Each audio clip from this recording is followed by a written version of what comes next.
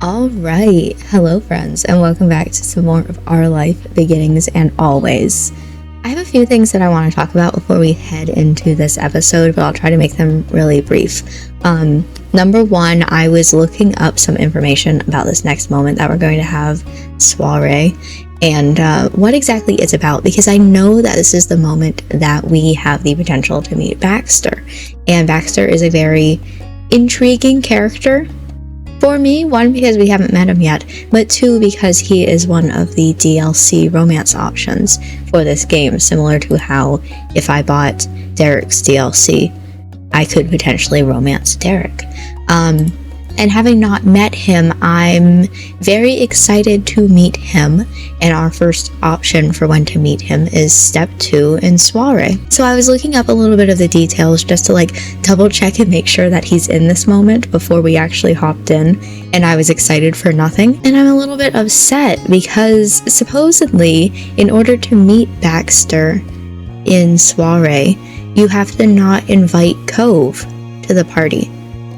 And I don't know any of the information on this moment. I don't know if Cove even wants to go to the party, you know? If he shows an interest, of course I'm going to bring him with me. But it was a little bit upsetting that I couldn't have both.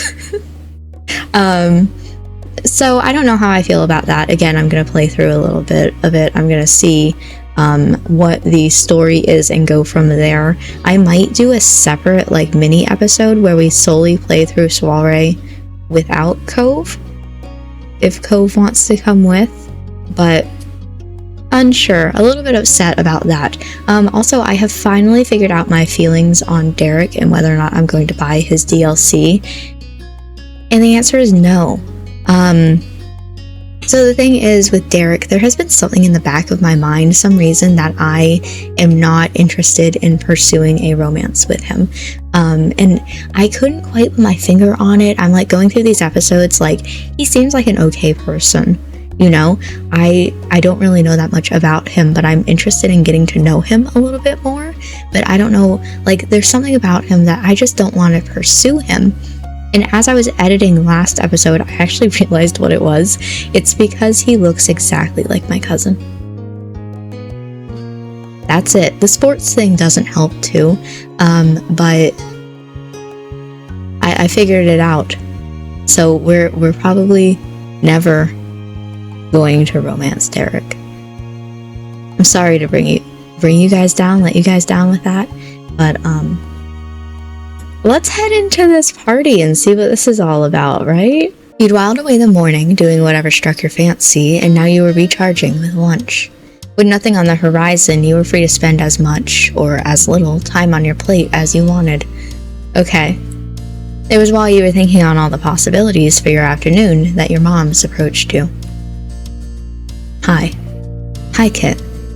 You okay? Yeah, I'm just making lunch. Mouth full, you nodded in reply. To your surprise, they both sat with you at the table. Ominous. Based on the time, you had wondered if they were joining you for a meal, but neither of them brought anything. Great, we wanted to have a little chat with you. The qualifier, little, did nothing to downplay the situation. Your chewing slowed as your eyes widened, looking from one parent to the other. Anything that required both of them to talk to you must be something big. It was an unsettling. You didn't like being the only one not knowing what was going on. Stomach churning, you waited for them to fill you in. Oh, don't look so worried. It's nothing scary, promise. There's a soiree at the Cypress tomorrow night. Your ma and I are going. The Cypress was the country club your moms were part of and where Elizabeth played golf. It seemed like every other month they had some event or another, all with fancy names like soiree. Chewing your lip. You're supposed to be chewing your food, but okay. You wondered what this had to do with you. Mom chuckled at your poorly concealed reaction. Leaning in, Ma took your hand and squeezed it. You decided to make the night a little bit special. Elizabeth's going to be allowed to stay home fully alone for the first time. Okay, and I have to go to a party. You'll still be coming to the party with us. It's Elizabeth's night to party with no family around, not yours. Sorry, you gotta wait a couple more years. Okay. Your mom's beamed at you. I'm glad you're so understanding, and don't worry, we're not leaving you out. We want you to have a special night too. Intrigued, you grinned at your moms and listened. Your parents shared a look across the table. You cleared your throat, reminding them that you were waiting. They couldn't keep dropping such hints and then turn coy when the conversation was about to get good. Since it's a pretty fancy party that's still chaperoned, and attendees are allowed to bring a guest, we thought it might be a nice opportunity for you to invite someone yourself. As a date, if you want, okay? Your eyes widened as the words sunk in. Your moms, accustomed to your quietness, continued. Even though we'll be at the party too, you don't need to worry about us getting in your way. You'll be free to eat and dance and enjoy the music as you see fit. But no leaving the property. Ma nodded at Mom's interjection. Yes, as long as you don't leave the party. And if you'd rather just bring a friend, that's a-okay too. Okay, because if we were doing this solely as a date, I was worried. I was truly thinking I was leaving Cove at home. But a friend we can do.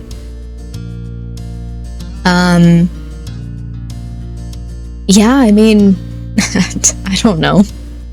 Your parents were smiling at you, clearly expecting a response, but you were still too shocked to formulate anything of the kind. You hadn't imagined this is where the talk was going. The soiree isn't until tomorrow, so you've got time. Oh, it's tomorrow. I'm thinking it's a week from now. You're really dropping this on me last minute. Just let us know your plans before we're heading out. And that's all. We'll leave you to your lunch now. Thanks. Your moms rose from their chairs in unison, disappearing to another part of the house. You barely noticed their departure. All you could think about was what had just happened. The remnants of your lunch stared up at you from your plate. Eat me! You felt like you should finish eating. The conversation had taken your mind off the meal, but you opted to try to eat a little more. You picked at the plate for a little while longer. Even though you'd relocated to your bedroom, your head was stuck on the conversation that had unfolded at the dining table downstairs. You knew that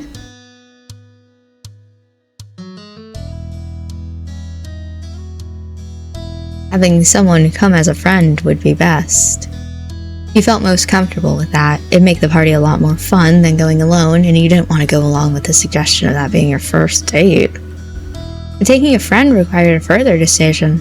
Who to invite? Lee wasn't an option. She couldn't just come by whenever. Your aunt and uncle had a rule that they needed more than 1 day's notice if she was going to visit you. Exactly, give me a week to prepare, mothers. It was too bad, since this sounded like the sort of event she'd love. Honestly, it really does. When I heard soiree, I was like, this has to have Lee part of it. I'm kind of surprised she's not coming. Though not so much that she wouldn't tease you for passing up the opportunity to have an actual date. Cove was always easily accessible for hanging out, and you were certain that with him you'd have a great time. Or maybe Derek could make it. Things were never dull when he was around, and while he didn't live in the area either, he was close enough to get a lift over at short notice. I like my only options are Derek.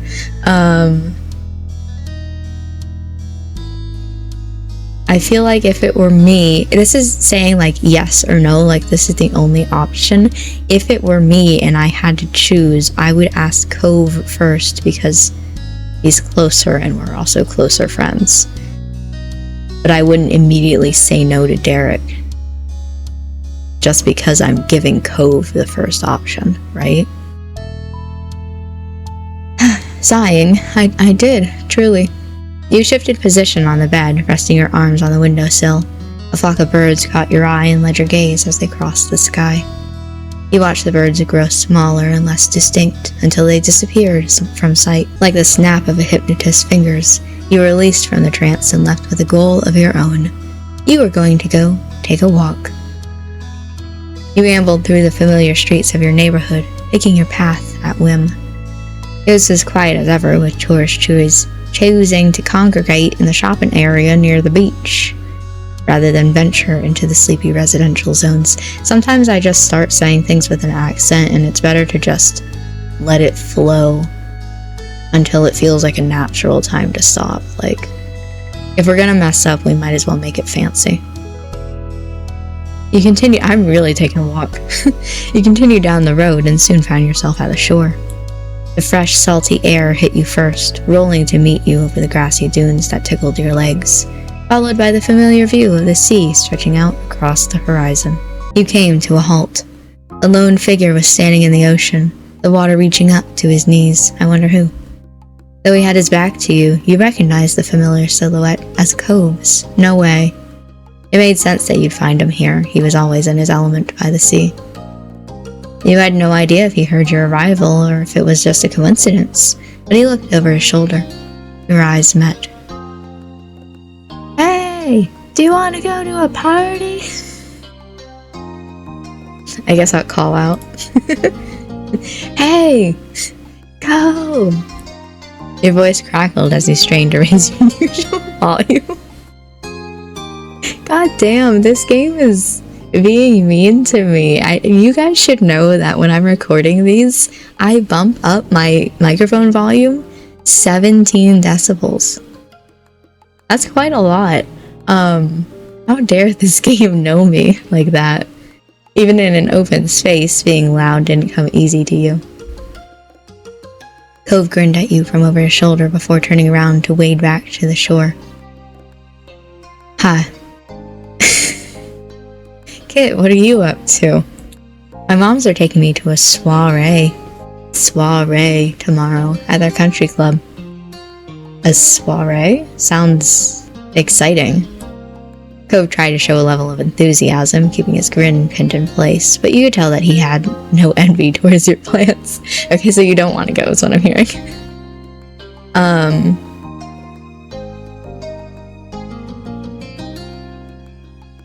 Both of these simultaneously. Will you come with me? But also, you don't have to come if you don't want to. Huh? Was I going to come? Kinda hoping on it. My mom said it was okay for someone to come along. You watched him process the offer, his eyes becoming far away for just a moment before he broke into a smile. Sure, I'll come.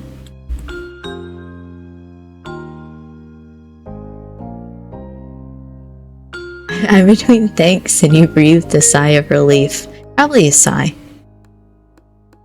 Now that you had secured company for tomorrow's evening, it felt like a weight was lifted off. You couldn't think of a better companion to be by your side. You clapped your hands together, ready to share the resolution with your parents. Can you come to my house right now? Right now? So we can let my moms know the plan? No problem. Cove went to where he'd discarded his things in the sand, tugging a shirt over his head and slipping on a pair of shoes, before joining you and setting off home. The two of you stepped inside the front door of your house. Given the proximity you'd had growing up, it was an action you'd taken together countless times, and you thought yourself lucky to have such a great friend living close by. At the sound of the door opening, your mom poked her head into the hall. Hello. Ah, Cove, it's you. What a surprise. Surely it can't be. Don't lie to him like that. She chuckled at her own joke. Cove was always there, and she knew how close the two of you were. Bringing anyone other than him back would have been an actual surprise. Hi, Mrs. Thicket. It's nice to see you. So I take it Cove's going to be our guest for tomorrow night? I just noticed he's still wearing his swim short trunks, whatever they are. I can't tell the length from here. Which is fun and interesting because those aren't the usual bottoms for this shirt that he wears. Like, I just love the customization that this game has. All the different options. Anyway, yes, Mother. We're bringing him. And it's a date? No. Her voice was light, teasing, and it was painful. No, we're just gonna hang out at the party together. Okay. Cove, I'll give your folks a call and get everything squared away. She went off to fetch the phone. You shook your head, betrayed. How could she say something like that with no warning? Cove gave you a crooked smile, a weak imitation of his usual one. You weren't the only one caught off guard by her comment. And the rest of the afternoon passed by, just like that. Back in your room, your mind was abuzz with visions of tomorrow night. The soiree was an exciting prospect now that you get to experience it with Cove. You just hoped that he'd have a good time when all was said and done. The evening, I expected there to be like a little bit more, but okay. The evening of the soiree had arrived, the daylight hours having slipped away in a blur. Up in your bedroom, you were getting ready for the big event. That was your intention, at least, but you hadn't settled on an outfit. Stationed in front of your wardrobe, you scanned over the clothing you had at your disposal. Though Ma had mentioned this event was a little bit dressier than a normal get-together, you didn't necessarily have to comply. Damn. No, I think I would. I'd feel out of place. You attempted to decide between the nicer pieces in your wardrobe, the ones that had barely had a chance to come out. You decided to dress formally because you felt like you had to.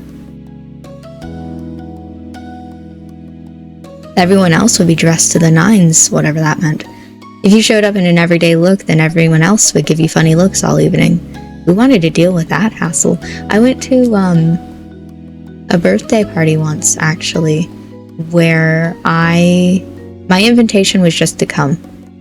Everybody else's invitation was to come and dress fancy. It's a little bit awkward, but by that point, I was a little bit more confident, and I was like, well, I mean, I'm here, what more do you want from me? But definitely, I was not dressed for the occasion. To start, you decided to wear a button-down shirt. Crisp shirts were a classic formal look for a reason. They were essentially foolproof. You paired your top with... I love this. There's an outfit, you've probably seen it online, that it's like suit on top, skirt on bottom. I love it so much. I love that we have the option. Can I build that in this game? The breeziness would be a perfect fit for this summer evening soiree. That's definitely what I was thinking of. You began to get dressed, your fingers working. That's all, I just get the button down and a skirt. Well, I don't like that. That's just a normal outfit. Hold on, I'm putting on pants. If I can't get the whole blazer and all ensemble, I don't want it. You picked a pair that complemented the color of your top and nodded with satisfaction. It was a slick look. You began to get dressed, your fingers working stiff zips and awkward fastenings. It felt different against your skin, reminding you with every movement that you were dressed up. You grimaced, telling yourself that it was just for one night. You could put up with this for that long. Probably. Can't relate. I have 5 different dress shirts in my closet. Now dressed, you gave yourself a final glance over before heading downstairs, ready to head out. They're all in different colors, too. It's nice. You found your moms already waiting in the living room. They were putting the finishing touches on their outfits.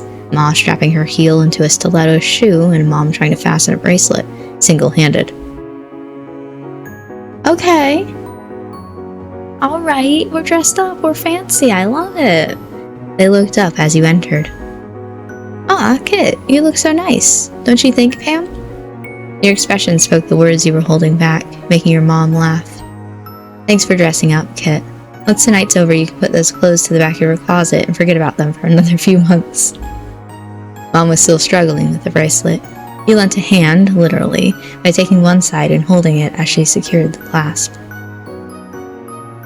Thanks, kiddo. Mom then glanced over at the clock on the wall. Seeing where the hands were pointing, a frown creased her face. When's Cove going to be here, do you know?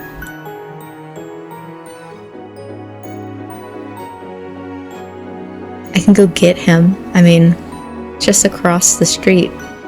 Yeah? Not like that. She raised her eyebrows, a broad grin replacing the earlier frown. That's very polite of you. Get going. We want to leave in 10 minutes. I just meant because I don't know that we even talked about when he's coming, so I'll beat him up. Okay. Cove's house was mere seconds away from yours, making the warning unnecessary, but you dutifully went out. Oh no, I'd 10,000% spend more than 10 minutes going over to a friend's house when I'm supposed to just be grabbing them. After crossing the street, you found yourself at Cove's very familiar front door. You rang the bell, whose chime was lodged in your head from all the times you'd rung it over the years. Though unlike usual, Cove's mom, Kyra, was the one who answered it this night. "Hey Kit, come on in." She beckoned you inside as if she was so excited to see you that words alone weren't enough. That's cute. "Thanks for coming. The boys will be right down. They're just in Cove's room." It's not that dramatic that you had to get your dad's help, Cove. My goodness. I can call them if you want. If they're going all out, leave them be, but sure. She took a seat on the sofa and patted a chair. "Feel free to put your feet up." While you waited, Kyra easily filled time by chatting with you about your plans for the night ahead. Nice, all black. A short while later, Mr. Holden strolled into the room, giving you a wave. I was gonna say, I don't think that I have a black button up, but I think I do. Cove pulled his face into a smile. As you reciprocated, the tension in his face faded away. "Hi, Kit." You fluttered your hand in a wave. Weird way to do that. Cove seemed to take your appearance in with a glance. He smiled. He opened his mouth to speak more, then paused. Cove checked the time using a clock hanging on the sidewall and addressed his parents. "We've got to go." He abruptly headed towards the back door, his parents waving you off. "Bring him back in one piece." "I won't." "Have a blast, you two." You waved goodbye before following Cove into the street. Once out in the fresh evening air, Cove breathed deeply before smiling at you. "I've never been to something like this. I don't know what to expect, but I want to find out." You were glad that he was in a good mood. A little intrigue about the night ahead was a good sign. "We'll see you soon enough." You returned home, Cove in tow. Your mom's welcomed you back before whisking you out once more to get into the car. You pulled up at the country club. The sun had sunk deep into the horizon, the last of its light sleepily warming the oncoming night. Your mom's led the way to the space around the back where the event was being held. The place had been transformed through decoration with smart tablecloths and elegant ribbons contributing to a festive atmosphere. I don't see it in the background, but I'll believe you. Musicians dressed in matching black and white were setting up their instruments and flicking through pages of sheet music. And as promised, there was a table covered in plates of carefully prepared food. Destination reached, your parents rounded on you and Cove. Things haven't kicked off yet, but don't let that stop you from enjoying yourselves. Have fun. We'll be around if you need us. See you. Bye. Cove waved your moms off. Once they retreated a distance away, you found him watching you expectantly. "What now?" "I don't know." His voice was light, but from his wide eyes and their nervous glances, you could tell that he was feeling out of his depth. "We'll have to wait for some things to start, like the band, but there's stuff going on already." Cove perked up at that. "Oh, do you want to do any of those? Whatever they are?"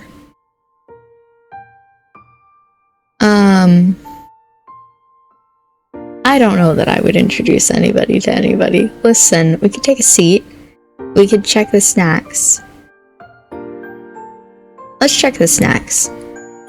We can go eat some food now, even if the music hasn't started yet. That's okay, it's not too soon.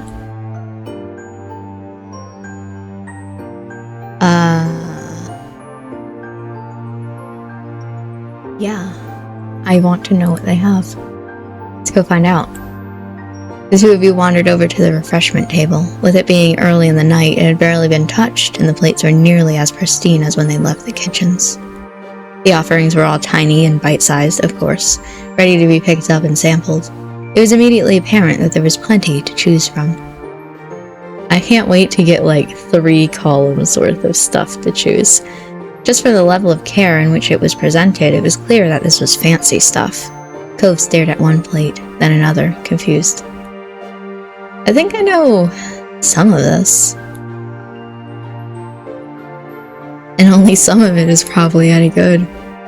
You examine the table like a detective at a crime scene. That one is so sour your tongue will shrivel up. That one looks like chocolate, and it is, mostly. What else is it? Nasty. Cove's eyes were wide as you guided him through what was on offer. Made you feel sophisticated. Cove squared his shoulders as if gearing up for a match. It's food, dude. His stance was familiar from all the times you'd seen him preparing for some sporting event. Oh, you jock. Gross. I'm gonna try it. The chocolate nasty? He picked up a plate and took one appetizer, then another, and another. Soon, you realized he was taking one of every single type. I mean, that you can go for it, but... You gestured at his mounting plate of food. Why? Why not? No, I would not. I would choose favorites and that's it. I don't even know what's here, but I would choose favorites and that's it. As much as you liked the food on offer, you knew your own limits and preferences. Cove nibbled his way through everything the Cypress had. The results of his endeavor were mixed. He was revolted by some of the things he tried, openly screwing up his face and rushing to find a drink to wash the taste away. Yet these bad experiences didn't stop him from plowing on, moving to the next snack with an open mind. There were some foods that he was neutral about, dismissing them with a shrug, but best of all were his reactions when he stumbled across something good. Each time caught him by surprise, his expression morphing from wary curiosity to skeptical interest before making his way for astonished enjoyment. Regardless of how he felt about what he was currently eating, you could tell he was having a good time just being free to eat whatever he laid his eyes on. You were satisfied with the limited selection you had. After going through a round of sampling,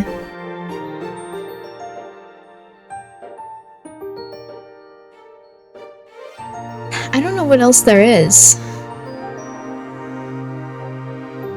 I mean, I would probably move on. We had a round, but I'm not introducing it. I don't know. I'm just here. I just kind of brought you so I'd have something to do. Because I knew we'd just sit here. We should pick out a table, preferably the one we just sat at to sample all the different items. Okay. You found a place to sit at the edge of the party area where it was quieter with fewer people bustling around. You pulled out a chair and sat down. Cove, already seated, was stretching. These clothes are kind of uncomfortable. He flexed an arm at the elbow, frowning, before twisting it back behind him. Don't break it. Yeah? My arms can't move the same as normal, like I'm gonna rip it if I do anything.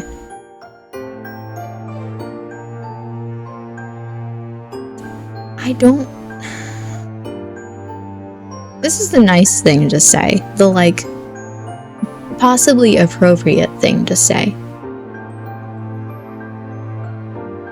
But I wouldn't. I don't mind it. That's cool. I might not either if it didn't pull at me every 5 seconds. He toyed with one cuff of his shirt, wedging a finger between the fabric and his skin. Now that you had a spot of your own, the only something else is introducing him to people. Like, I'm not doing that. We're staying here forever. This is what we came here for, to sit and chat and maybe listen to music. In no time at all, the sun set in full, the lights faded in, and the opening notes of the band's first song rang out. You and Cove stopped what you were doing, turning to contemplate the party that had been steadily unfurling while you were distracted. It was much busier now, both in terms of people and activity. The first steps were taken onto the dance floor, some tentative, others eager, and even if the band hadn't been playing, the constant level of chatter would have ensured that it wasn't a quiet night. With the party now in full swing, your options had increased. Oh boy! I like 2 of my options are dance. Watch the band perform. You and Cove had found a spot to the side of the simple stage that had been set up for the soiree. There you were tucked out of the way of the dance floor while still enjoying an excellent view of the band. You'd gotten there in time to watch them from the start of the song, their expressions solemn as they teased notes from the strings of their instruments. Cove was entranced, nodding his head along with the music. Catching you watching him, he smiled sheepishly. It's cool. You enjoyed the performance too, I probably would. He beamed at Cove, nodding seriously. The music was beautiful.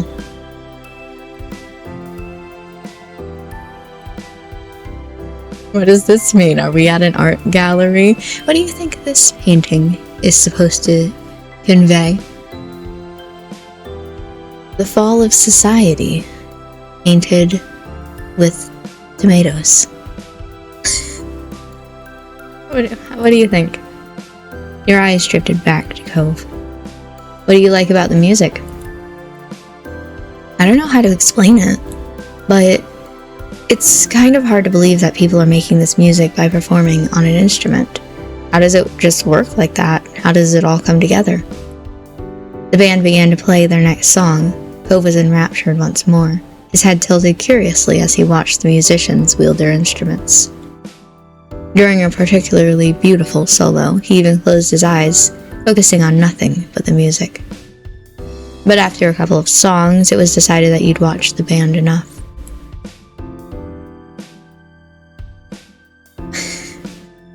What do you want to do? No, I mean, that's probably the best option here. They're partying, they're having fun. We should not, disturb them. I don't like dancing. I don't like dancing. What do you want to do? He focused over Cove. Okay. Wondering how he was finding the evening. He sighed. It was so quiet and unobstructive that you wouldn't have caught it if you hadn't been watching him. His gaze was roaming. With how far away his eyes seemed, whatever he was searching for couldn't be found at the party. He turned to face you before saying anything. I want to sit down. Okay. We can do that. Cove began to move and you instinctively followed him. Yet instead of taking a seat at one of the many free tables as you'd expected, Cove ignored them as he purposely strode out of the party area. Cove? Your call didn't seem to register with him as he continued forward, out onto the greens of the golf course. Listen, we're not leaving, right? We're still in the country club. You went after him, trying to watch out for the uneven ground underfoot. The clods of earth dislodging in games of golf were perfect for snatching unwary feet, even in daylight. Up ahead, Cove didn't appear to have any difficulty traversing the uneven land. I get a CG for this? He settled down on one of the little hills of the golf course. You joined him, still unsure of what was going on.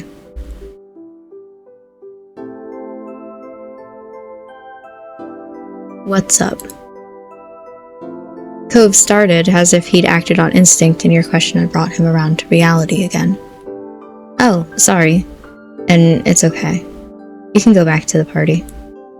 You didn't budge from your spot. Listen, Cove, I literally brought you so I could have something to do. You're entertaining me as much as I'm entertaining you. From here, the party was just a glowing haze in the distance.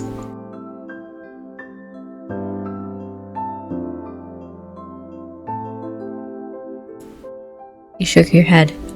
I don't want to go without you, and not unless you want to. Oh, thanks. Now that Cove is more at ease, you try to find out what had caused him to take flight in the first place. Did the party make you uncomfortable? It upset you that Cove had been unhappy attending an event with you, but logically you knew that the issue was likely to be the event rather than your company. No. He shook his head empathetically. It's not anything I did tonight. It's definitely not anything you did either. You nodded, relieved to have your suspicions confirmed. Cove attempted to fill in the gaps of understanding. I don't want to think about going back into the party. I just feel ready to go home. To your home planet?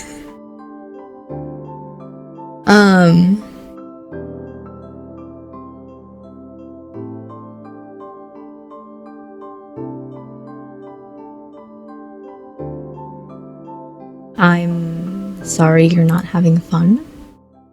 Cove stared off, and his words felt just as distant. Okay.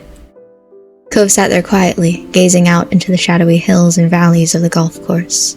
A comfortably warm wind rustled between you, tousling his hair. It was so far away from the hubbub of the party, you could even make out the quiet sound of crickets chirping. This is kind of like how we first met. Do you remember? Yeah. Your impression of Cove during those early days hadn't been fond. So weird, that was a long time ago now. You thought back to the day when Cove first arrived in the neighborhood. He had run away from Mr. Holden, taking solace in the hills behind your house. That had been late, too, on a clear night like today. Looking at the sky, you wondered if the stars that were looking down were the same ones as then. Cove's face was brighter, though you could still see signs of the strain that had caused him to depart from the soiree. When he'd first sat down, he had curled up like a pill bug, hunched over, knees pressed to his chest, and arms wrapped around them. He'd unwound as you'd been talking, straightening up, his hands free to gesticulate. Because as the two of you had constructed your own little world away from everything else, and he was beginning to perk up. The small smile that had crept onto his face was quickly ushered away by a frown. Don't say that. This is a lot like a date. Cove followed up on this statement before you could react. He spoke in a distinctly whispered tone, as though you were the only one in the world who he could share these words with. After I said I wanted to come, I wanted to take it back. Not because I really didn't want to do it, but because... I don't know. It seemed like a big deal. It made me feel bad, somehow. I started feeling like I couldn't do it, even though I just wanted to do it. I guess it was sort of like having to give a presentation in front of a class. Even though it was just me and you doing something like we always do. He charged on, his words streaming out. I still could do it because thinking about not being there and you and whatever you might think if I did take it back made me feel way worse than whatever else I felt. I'm sorry, Kit. I'm sorry I can't just deal with stuff like this and have to make everything so complicated.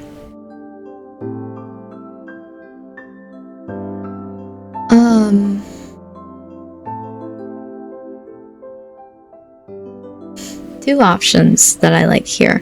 I don't want you to be here if you don't want to be here. And you didn't have to come, but this feels a little bit more like, well, you didn't have to come. You could have told me, you know? But also you don't need to apologize. I don't want to be here either. That's why I brought you.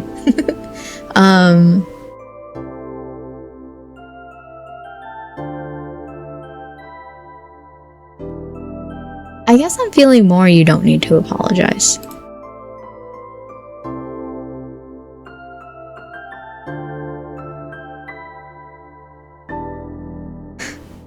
Oh no. Oh no. Pat, buddy. As he squeezed it, sure, a smile flickered back onto Cove's face. Finally moved his head to look you straight on, eyes meeting yours. Thanks for inviting me, Kit. You stared back at him, not comprehending. But didn't it make you feel bad? Yeah, it did when I had to think about how I was actually doing it. But getting to hear that you wanted me to come made me feel good. I'm happy when you think about me, when you want me to be there. When I just do it and you're with me, it all feels better in the end. Cove stood up without warning.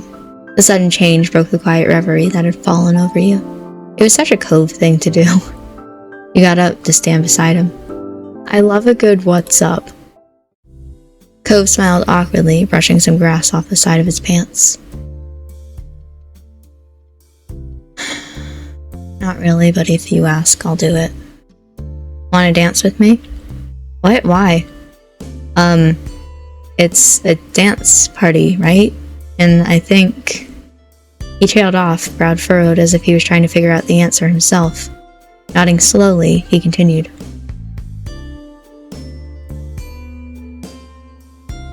I think I want to dance with you before it's over. With the only words he had to explain gone, he just held up his hand to you. His expression was soft. I hate you so much right now. But I will say yes if you ask. But I hate you so much right now. Then he reached for his hand and took it in yours.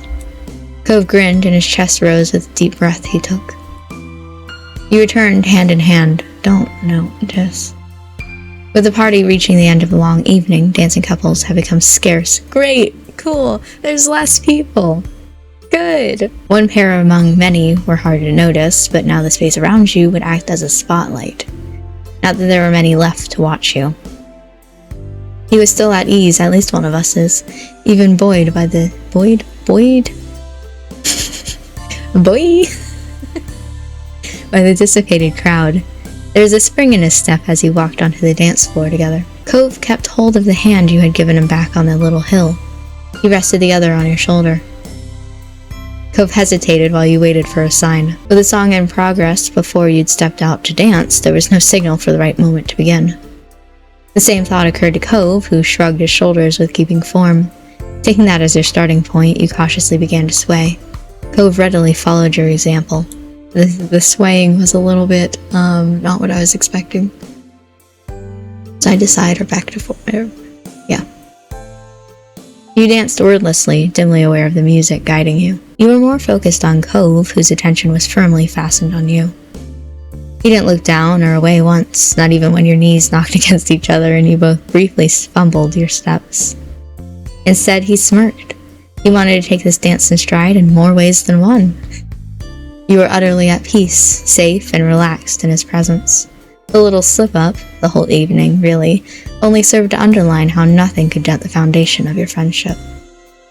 All too soon, the song reached its conclusion.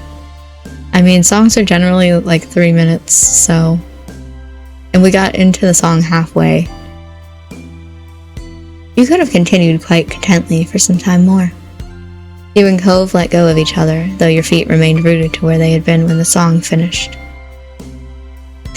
You heard your name called out, and that brought the dance truly to an end. You both spun to find Mom yelling for you and Cove. Beside her, Ma was shaking her head. It's time to go home, Lonnie. I had to get a hold of them somehow. What did you want me to do, sneak up on them? Preferable. Her chosen method was admittedly better than that. Game me doesn't agree. Whoops. You still cringed at how unaware you had been when she announced her arrival.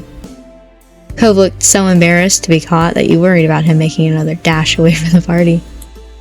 Despite Cove's reaction to the scene with your moms, to you it had been a perfect ending to the evening. You were so glad you got a chance to dance with Cove before the night was over. And it was definitely over now. You didn't need to say anything to Cove. The two of you marched wordlessly over to your parents, who were still bickering playfully. Standing shoulder to shoulder, your parents surveyed you and Cove. You wondered if they were checking that they were returning Mr. Holden's son in the same state that he'd left the house. Bitch. That was quite a night, huh, gang? Wasn't it just? Cove managed a self-conscious smile. Yeah. Ma was smiling too, with an expression so soft it could have cradled a newborn chick. Good. Well, we'd better ready ourselves to get back to Elizabeth. If we're lucky, the house might even still be standing. Oh, shush. She swatted your mom playfully, laughing at the comment. You cast one last look at the party. You saw people exchanging farewells and suppressing yawns. Most of the faces were happy ones, despite the weariness that was starting to creep in. Cove's head was angled away from you. As you watched, wondering what he was looking at, he came around and met your gaze. It was strange. Though it had only been a few hours of your life, you felt a little older as the result of attending a party. It was like a step away from the world of your childhood, where dressing up is reserved almost exclusively as a form of play, towards something new that you hadn't yet grasped. Turning away from the final moments of the party, you shelved that thought for another time as your moms eagerly led the way to the car. As you and Cove tailed after them, you felt childlike once more. Not what I was expecting. Do we have time to end the summer? So, no. The answer is I cannot end the summer, continue on a little bit more in this episode. I ended up doing that, just recording it straight through. This recording ended up being 3 hours. So, we're gonna have to split that into 3 different sections. I'm gonna end this episode here just because it makes the most logical sense.